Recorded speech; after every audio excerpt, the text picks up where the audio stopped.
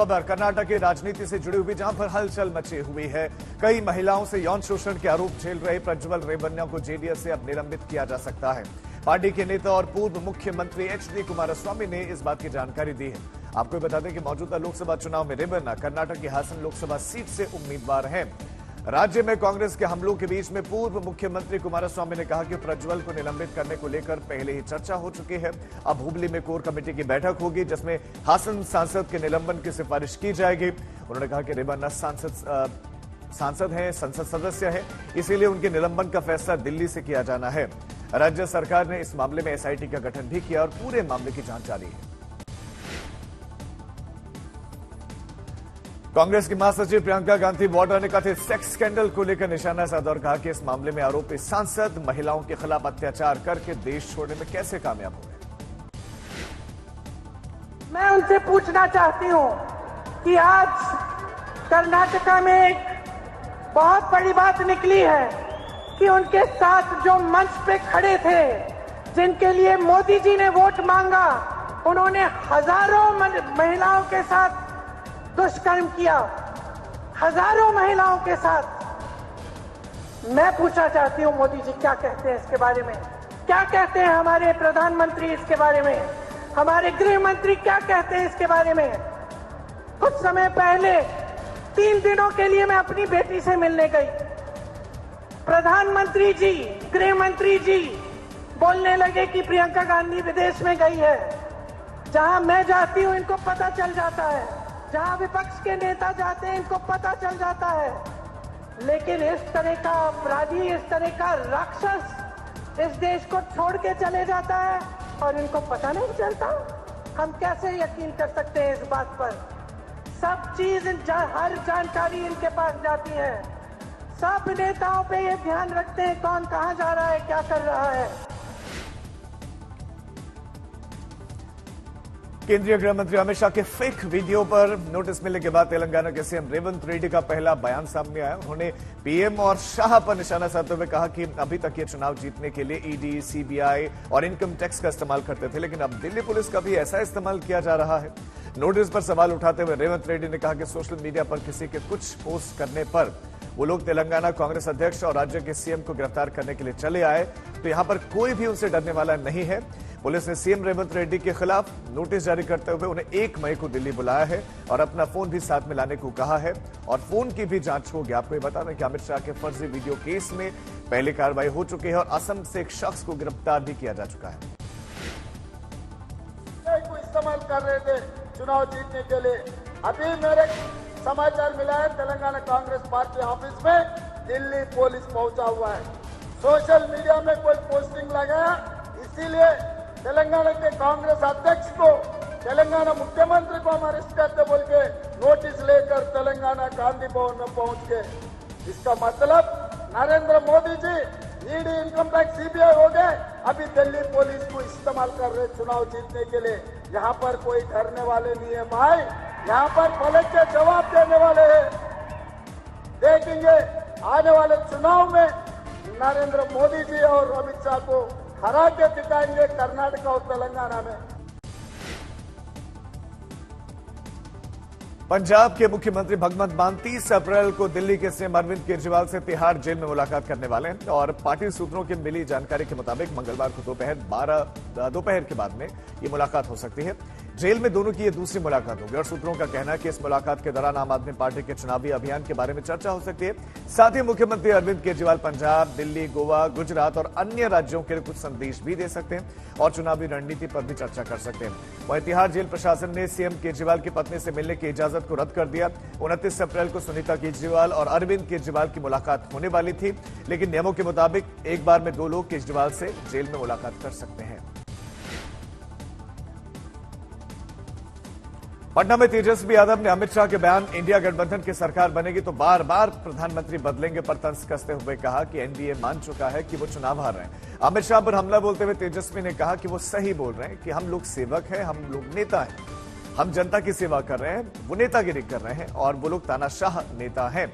तेजस्वी ने चुनावों को लेकर भी बीजेपी पर हमला बोलते हुए कहा कि इस बार देश की जनता चुनाव लड़ रही है और इस बार धूल चटाने का काम भी जनता ही करेगी। कीचड़ में यानी भाजपा एनडीए ने स्वीकार कर लिया है कि वो चुनाव हार रहे हैं और जब कोई नेता ही नहीं है उनके नजर में तो भाई ये उनकी अपनी सोच है ना। हम लोग तो सेवक हैं, वो लोग नेता हैं।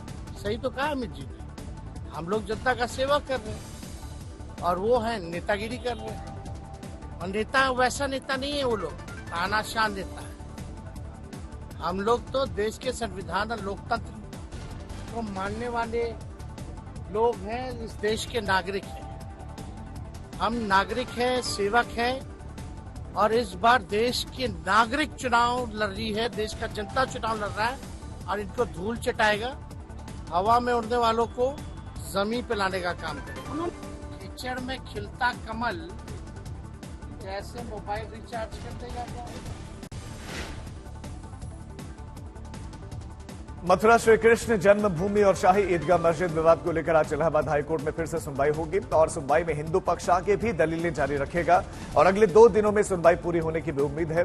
अधिकतर आवेदनों में शाही ईदगाह मस्जिद को हिंदुओं का धार्मिक स्थल बताते हुए इसे हिंदुओं को सौंपने की मांग की गई। कृष्ण जन्मभूमि शाही ईदगाह मुकदमे में हिंदू पक्ष ने सोमवार को जोर देकर कहा कि मंदिर भूमि पर जबरन कब्जा का मतलब ये नहीं है कि ये वक्फ बोर्ड की संपत्ति है।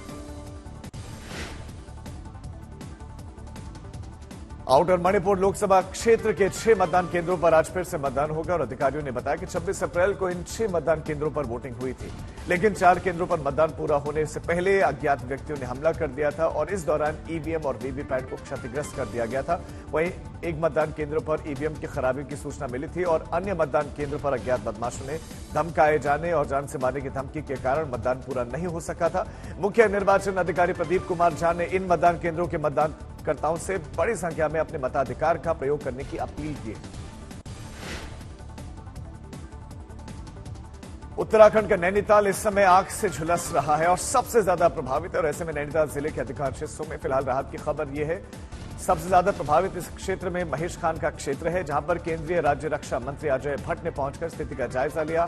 वन विभाग और एनडीआरएफ के अधिकारियों और जवानों के साथ बातचीत भी की और सांसद अजय भट्ट ने कहा कि जंगलों की आग से पर्यटक स्थल नैनीताल या उसके आसपास के पर्यटक स्थलों को कोई खतरा नहीं है और फिलहाल पर्यटक यहां पर घूमने और नैनीताल का लुत्फ उठाने के लिए आसानी से पहुंच भी सकते हैं। जंगलों की आग की वजह से पर्यटक स्थलों में कोई खतरा नहीं है। साथ ही उन्होंने भरोसा भी दिलाया कि एनडीआरएफ और वन विभाग के कर्मचारी और प्रशासन लगातार जंगलों की आग पर काबू पाने के लिए प्रयासरत है और जल्द ही इसमें सफलता मिलेगी भी।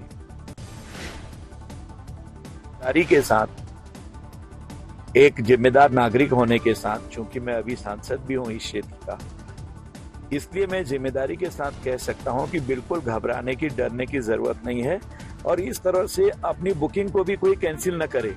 ये बनागनी है, ये जंगलों के बीच में है, यहाँ कहीं पर भी नीचे शहरों में या जो पर्यटक स्थल है वहां पर कोई ऐसी दुर्घटना नहीं हुई है।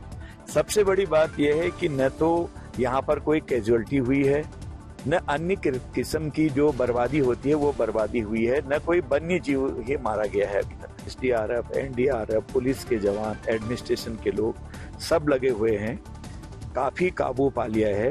अब कोई ऐसे खतरे की बात नहीं है। भीषण गर्मी और लू को देखते हुए झारखंड के स्कूली शिक्षा और साक्षरता विभाग ने बड़ा फैसला लिया है। राज्य के सभी सरकारी और गैर सरकारी सहायता प्राप्त और सभी प्राइवेट स्कूलों में केजी से 8वीं तक की कक्षाएं अगले आदेश तक बंद कर दी गई हैं। राज्य सरकार ने झारखंड में पड़ रही भीषण गर्मी को देखते हुए यह फैसला लिया है।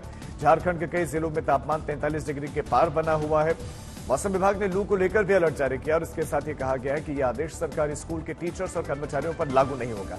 टीचर और स्कूल के कर्मचारियों को गर्मी की छुट्टी के लिए अलग से आदेश जारी किया जाएगा और इस दौरान कक्षा 1 से लेकर 7वीं तक के सालाना परीक्षा के उत्तर पुस्तिकाओं का मूल्यांकन करते हुए रिजल्ट जारी किया जाएगा और इसके लिए उन्हें आना आवश्यक है।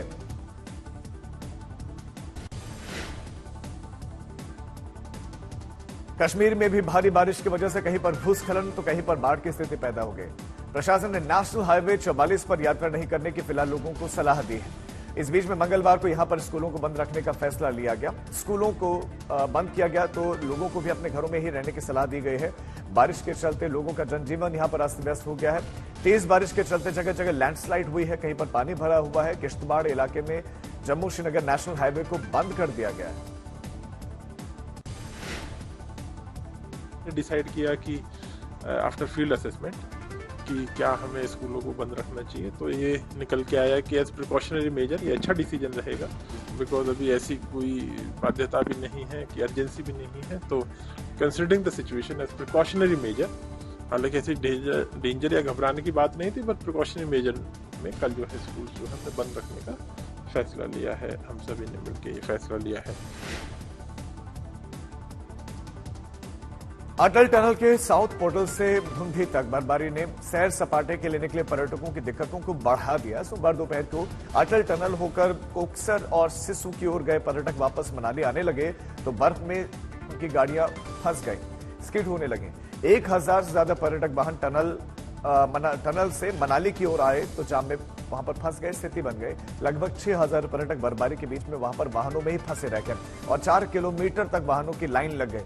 पुलिस ने कड़ी मशक्कत के बाद वाहनों को सुरक्षित निकालकर फिर मनाली की ओर भेजा। डीएसपी मनाली केडी शर्मा खुद टीम के साथ मौके पर डटे रहे। सोमवार शाम को करीब 7 बजे तक 600 वाहन निकाले गए थे और रात में बाकी सभी वाहनों को जाम से निकाला गया। अफ्रीकी देश केन्या के पश्चिमी इलाके के एक बांध के टूटने से 45 लोगों की जान चली गई। केन्या पुलिस की ओर से इस बारे में जानकारी दी गई। आपको बता दें कि केन्या की राजधानी नैरोबी में बाढ़ की वजह से कई सड़कें बंद हो गई और तमाम इलाकों में पानी भर गया। नैरोबी में हालात बहुत जटिल हो गए, मुश्किल हो गए। हर तरफ पानी ही पानी भरा हुआ दिखाई दिया। राहत और बचाव के कार्य में सरकार सभी संसाधनों का उपयोग कर रही है और हालात अभी बेकाबू है। यूएस वेस्टइंडीज में 2 जून से शुरू होने जा रहे T20 वर्ल्ड कप के लिए आज अजीत अगरकर की अगुवाई वाली राष्ट्रीय चयन समिति बीसीसीआई के सचिव जय शाह से मुलाकात करेगी और इस बैठक में 15 सदस्यीय भारतीय टीम को अंतिम रूप दिया जाएगा, लेकिन टीम की आधिकारिक घोषणा 1 से 2 दिन के बाद हो सकती है। टूर्नामेंट में स्क्वाड ऐलान करने की समय सीमा 1 मई है। वैसे इसके बाद भी 25 मई तक स्क्वाड में बदलाव किया जा सकता है, लेकिन इसके लिए आईसीसी से परमिशन लेनी होगी। टीम की कप्तानी रोहित शर्मा के हाथों में ही रहेगी। बीसीसीआई सचिव जय शाह पहले ही इस बात की पुष्टि कर चुके हैं।